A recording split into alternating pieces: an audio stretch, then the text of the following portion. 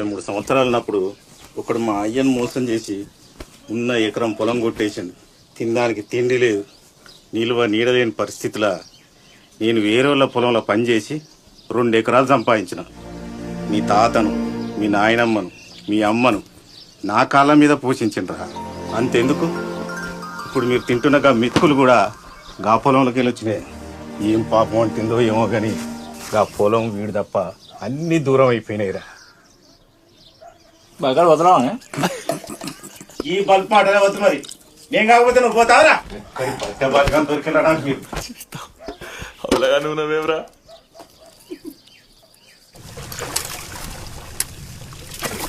ఇవాళ మన photo studio భాష అని పెళ్లి భారత్ తీస్తురంటరా. 30,000 రూపాయలు ఫుల్ బాటిల్ మాల పెడుతురట్రా.